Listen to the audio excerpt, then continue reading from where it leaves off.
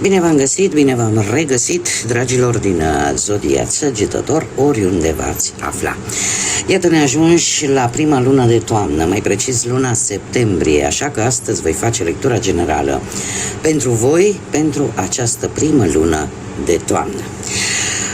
Toți cei care aveți Soarele, Luna, Venus, Ascendentul sau oricare alt aspect astral important pentru voi din harta voastră natală și care are legătură cu Zodia Săgetător, atunci această lectură este de asemenea și pentru voi. Ca de fiecare dată, nu uitați un aspect important, sunt totuși lecturi generale, nu pentru cineva în concret, da? Este o lectură generală pe zodii, așa că unii pot rezona, alții nu. Luați decât ceea ce rezonează cu voi, restul lăsați-le să zboare în univers, pentru că sigur sunt pentru alte energii care într-o mai mică sau mai mare măsură au o legătură cu Zodia Săgetător. Cum poate mulți dintre voi deja v-ați obișnuit, am extras câte o carte pentru fiecare săptămână acestei luni din Oracolul Frunzelor de Ceai, pentru a vedea așa o imagine de ansamblu asupra întregii luni. Și începem cu prima săptămână. Prima săptămână, se pare că există o situație un pic tristă, aș spune, care are legătură cu familia. Păreri de rău, tristețe vis-a-vis de o anumită situație familială. Ceva aici probabil că vă va provoca o stare de, nu știu, decepție, păreri de rău, tristețe. Cea de-a doua săptămână vine cu un anumit aspect din viața voastră care începe să dea semne că sunteți pe drumul cel bun. Începe să dea semne că funcționează, că poate să fie pe plan profesional, financiar sau chiar sentimental, un anumit aspect din viața voastră va da semne pozitive că lucrurile vor funcționa, că lucrurile în sfârșit încep să funcționeze. Cea de-a treia săptămână avem trandafirul. Se pare că romantismul este în aer, orică sunteți voi mai romantici decât în mod normal, orică se va face o propunere, poate, nu știu, de logodnă, de căsătorie sau gândul de a face această propunere, orică pur și simplu poate vă îndrăgostiți, de ce nu? Sau este legat strict de partea asta a sentimentelor, de dragoste, de iubire, de relații. Da, este o săptămână căreia se pare că îi veți dedica foarte mult romantism. Cea de-a patra săptămână și ultima din septembrie avem vulturul. Pentru unii dintre voi, dragilor, niște griji, o preocupare vis-a-vis de cineva care voi știți că are ceva împotriva voastră. Și asta vă dă o stare de anxietate, asta vă dă probabil o stare de ușoară depresie, dar este cineva unde voi aveți certitudinea că ar putea să vă facă rău sau că are ceva împotriva voastră. Haideți să vedem cu ce energie intrați în această primă lună de toamnă, care este energia, dragilor mei, din Săgetător în luna lui septembrie. Cu ce energie intrați voi în această lună a lui septembrie? Energia voastră e una destul de fantezistă, aș spune, și pe care nefantezistă vreți să o duceți la bun sfârșit. Probabil aș spune chiar o încăpățânare de a începe să devină real un anumit proiect, un anumit plan care poate pentru mulți alții ar părea de irealizat. Doar că voi sunteți hotărâți să o faceți să devină realitate. Indiferent câtă energie e aici, o ambiție, o ambiție la care voi lucrați. Să o duceți la bun sfârșit. Haideți să vedem ce ne spune tarotul, ce vine pentru dragii mei din Săgetător în luna lui septembrie, atât pe plan profesional, financiar sau sentimental. Haideți să vedem.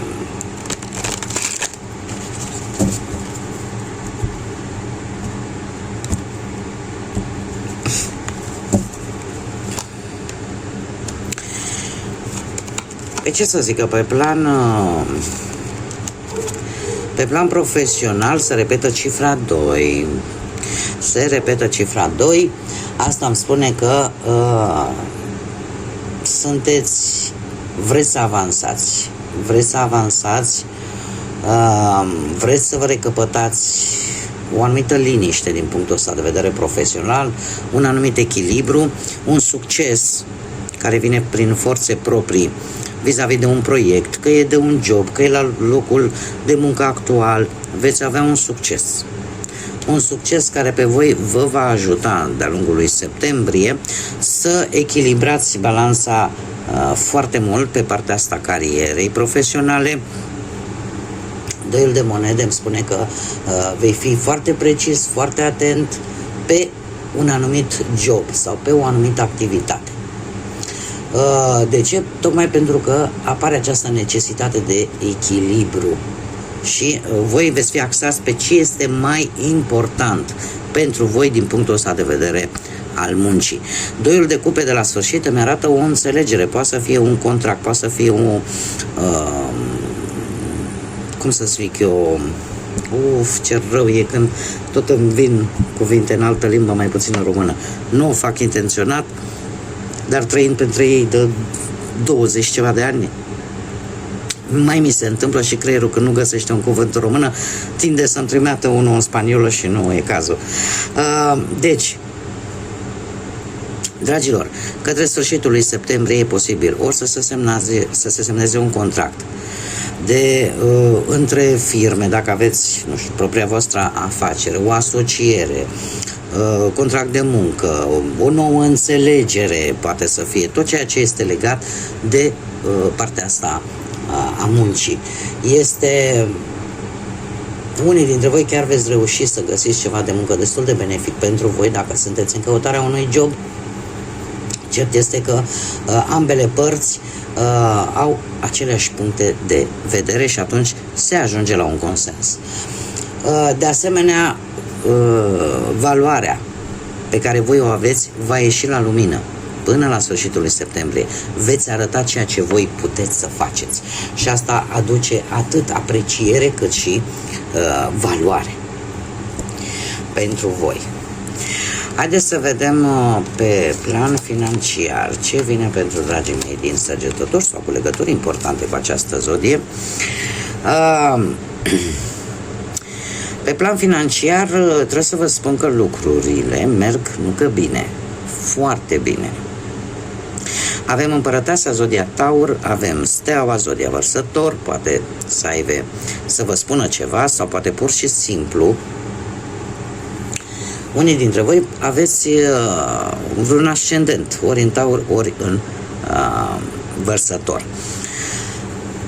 Luna lui septembrie o începeți cu venituri care cresc și cu faptul că norocul cumva va fi de partea voastră, abundență de bănuți va fi, e adevărat, abundență în funcție de necesitățile pe care voi le aveți. E posibil, într-adevăr, ca unii dintre voi, nu știu, să vă vină niște bani dintr-o moștenire, niște bani din trecut, poate să vină și dintr-un alt câștig, bani intră. Și vor intra cam pe toată perioada. Adică șanse ca să nu rămâneți fără bani, da? Deci nu există lipsa banilor în această lună. Împărăteasa îmi vorbește de asemenea de abundență, îmi vorbește de asemenea de vreo moștenire, dar per general așa, e o reușită financiară care poate să fie legată de un proces legal, poate să fie legată de anumite acțiuni legale, dar nu neapărat să fie vreun act de succesiune, poate să fie și asta, dar poate să fie și legat de alte aspecte care țin de justiție, de legalitate. Sfârșitul lui septembrie cu steaua îmi spune că, de asemenea, încă mi se repetă că norocul este de partea voastră. Un câștig extra, o afacere foarte bună care să vă aducă bani. Deci, dragilor, voi de bani în această lună nu veți duce lipsă. Orică vă este un proiect la care voi ați lucrat și e posibil, sau un plan pe care voi vi l-ați făcut din punctul ăsta de vedere financiar, cred că va aduce mai mulți bănuți decât v-ați fi așteptat voi. E un progres foarte bun. Mergem mai departe, pe plan sentimental. Pe plan sentimental, cei care sunteți într-o relație, mi apar zodii, puteți fi voi foarte bine, pentru că sunteți o zodie de foc, sau alte zodii de foc, berbec, leu sau încă o dată săgetător. Este viața de cuplu, viața sentimentală de cuplu pentru voi, este una în care faceți lucrurile cumva împreună, vreți să începeți ceva. Eu aș zice că noi experiențe vin în viața voastră, noi experiențe care vor fi aduse de niște situații, niște întâmplări predestinate să se întâmple. Acum, eu vreau să văd, pentru că am roata destinului aici și vreau să văd cu ce vine. Foarte interesant cu ce vine. Se vor întâmpla niște lucruri imprevizibile la care nu v-ați așteptat în relația voastră. Asta după ce veți decide să, nu știu, să încercați ceva nou. Acum, să încerci ceva nou în pereche poate să fie orice, nu știu, să vă mutați într-o altă casă, să schimbați modul în care voi vedeți relația, să, nu știu, să faceți lucruri noi împreună. În mare parte eu aș zice că amândoi, da, atât voi cât și perechea voastră, sunteți dispuși să faceți un anumit compromis, să vă asumați un anumit risc, care la rândul său va aduce această întâmplare, această situație la care nu vă așteptați.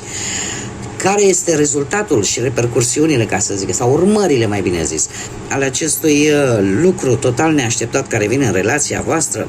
Păi, un 6 de monede. Un 6 de monede care îmi vorbește de armonie în pereche, de compasiune, de foarte mult echilibru, în care fiecare dă și primește în mod egal. Este un ajutor pe care e ca și cum înveți o lecție importantă pentru relația voastră, pentru ca relația voastră să funcționeze. Așa că nu e rău. Haideți să mergem mai departe, să vedem cei care sunteți singurei.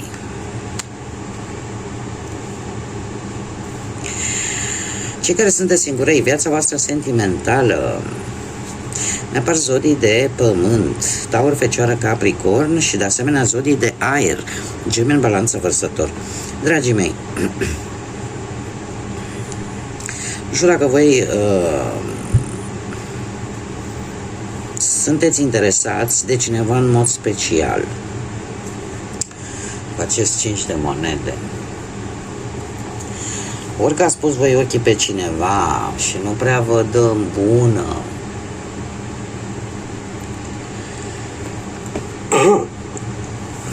dar posibil să fiți un pic necăjiți, pentru că chiar dacă interesul vostru este destul de mare vis-a-vis de o anumită energie, de o anumită persoană, lucrurile parcă nu se mișcă sau se mișcă foarte, foarte, foarte încet. Unii dintre voi ați schimbat cumva forma de a face lucrurile pe plan sentimental.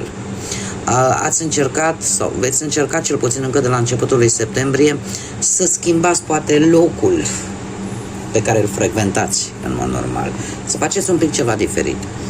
Tocmai pentru că există aici un vis-a-vis de o persoană care poate să fie și dintr-o zodie de aer, Gemeni, Balanță sau Vărsător. Doar că ce este un pic ciudat, e ca și cum persoana cealaltă parcă nu vă răspunde la semnale. Și cumva voi vă simțiți oarecum sărăciți. E ca și cum ai zice, eu încerc să încerc să arăt ce sentimente, ce emoții am, dar parcă nu primiți înapoi niciun fel de răspuns sau nu primiți niciun semn dacă să continuați sau nu. Acum, această energie de spade îmi spune că e posibil ca cealaltă energie să aibă o dificultate în a-și arăta sentimentele pe care le are. De ce? Pentru că poate este o ființă destul de independentă, o energie care nu prea se lasă purtată de către emoții, de sentimente, de simțăminte. E cineva care de obicei are și atunci când își exprimă un anumit punct de vedere, o face într-o manieră foarte directă, destul de dureroasă, ar zice unii dintre voi, dar este, cum să spun eu, poate să aibă o anumită dificultate în a-și exprima ceea ce simte. În acest pachet de cărți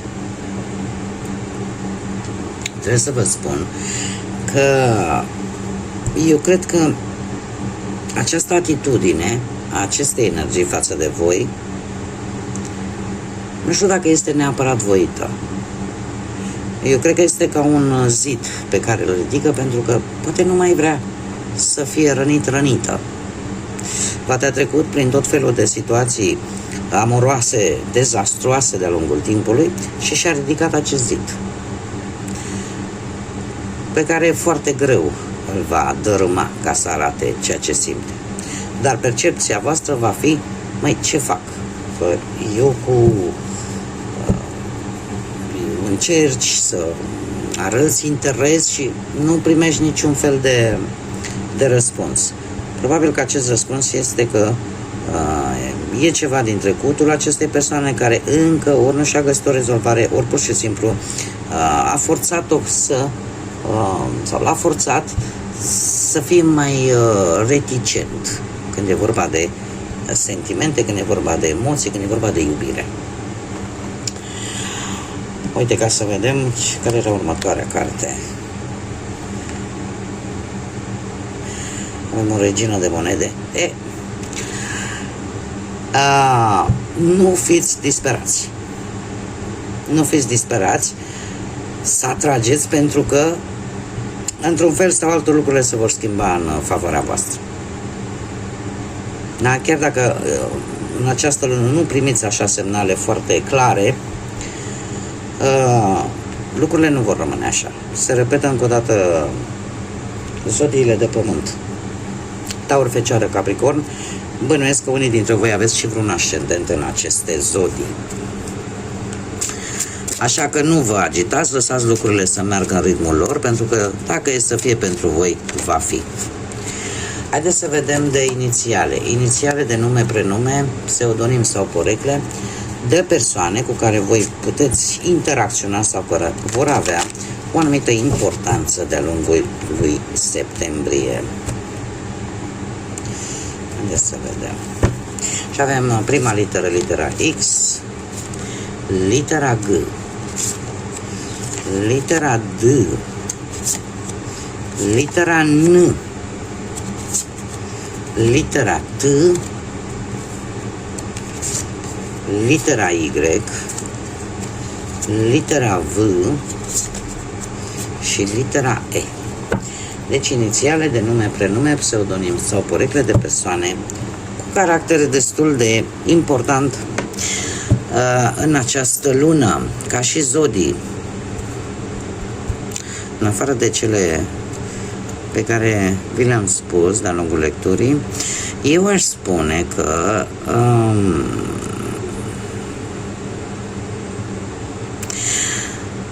predomină zodiile de apă, Rac, Pești, Scorpion. Dar de asemenea avem și zodii de aer, Gemeni, Balanță, Vărsător. Acum, haideți să vedem care este surpriza lunii septembrie pentru voi, dragilor din Săgetător. Care este surpriza lunii? Avem ori data de 5, ori în 5 zile sau în 5 săptămâni vei avea ocazia să iei o decizie importantă, dar gândindu-te decât la tine. Va fi o decizie importantă care te va afecta într-un mod pozitiv sau negativ, acum depinde de tine, direct pe tine. Tu vei fi principalul, cum să spun eu, va fi o decizie care ori îți va putea face bine, ori îți va putea face rău, dar tu ești pionul principal, tu ești personajul principal. Și va trebui să te gândești tare bine. Și eu aș mai spune că va fi o decizie sau o hotărâre pentru a schimba ceva. Ceva care vine în urma unei experiențe cu totul noi. Da? Posibil să fie în urma unor tensiuni, posibil să fie în urma unor mari schimbări și depinde de tine, de hotărârea ta, dacă poți fi flexibil, poți să te adaptezi sau dacă vei avea curaj sau nu. Sau vei rămâne într-o instabilitate. Hai acum să vedem și ce mesaj are Universul pentru voi, dragilor din Săgetător. Un mesaj pentru dragii mei din Săgetător pentru luna lui septembrie. Și avem, spune așa: chiar dacă ceva nu se întâmplă atunci când îți dorești tu, sau chiar acum, asta nu înseamnă că niciodată nu se va întâmpla. Timpul divin este ca un joc. Trebuie să ai răbdare și să ai încredere în acest proces. E simplu ca bună ziua, nu prea ar fi foarte multe de comentat. Ideea este că nu vă pierdeți răbdarea. Încercați să fiți un pic mai răbdători în anumite situații specifice cu care voi vă confruntați, pentru că de multe ori spun, nu aduce anul, ci aduce ceasul, și dacă nu se întâmplă chiar acum când vreți voi, probabil că nu e tocmai momentul oportun să se întâmple acum. Da? Așa că aveți răbdare și încredere, pentru că se va întâmpla exact atunci când trebuie. Bun, dragii mei, cam atât am avut pentru voi. Eu vă mulțumesc tuturor pentru atenție, mulțumesc tuturor ca de fiecare dată care își aduc aportul în a promova toate aceste lecturi prin intermediul like-urilor, distribuirilor și mesajelor voastre. Eu vă mulțumesc tuturor. Toate aceste lucruri sunt importante și nu numai pentru mine, pentru toți creatorii de conținut. De ce? Pentru că în felul acesta, aceste lecturi, acest produs pe care noi îl facem aici, spun noi pentru că nu, e prin YouTube de canale, iar asta propulsează ca ele să ajungă la cât mai multe persoane. Așa că mii de mulțumiri tuturor celor care fac aceste gesturi, aparent poate mici, dar atât de importante. Cum de asemenea vă invit pe toți cei care încă nu v-ați abonat, dacă vă plac aceste lecturi, dacă rezonați, dacă vreți să mai vedeți genul acesta, abonați-vă. În felul acesta nu trebuie să mă căutați, nu vă costă absolut nimic și mă puteți găsi foarte rapid, mai ales dacă dați și pe clopoțel. În felul ăsta vă vin notificări atunci când eu fac publicații noi. Luna septembrie sper să vă aducă tot ce vă doriți voi, să vă aducă energie pozitivă, să vă aducă lumină și căldură în suflete și în gânduri.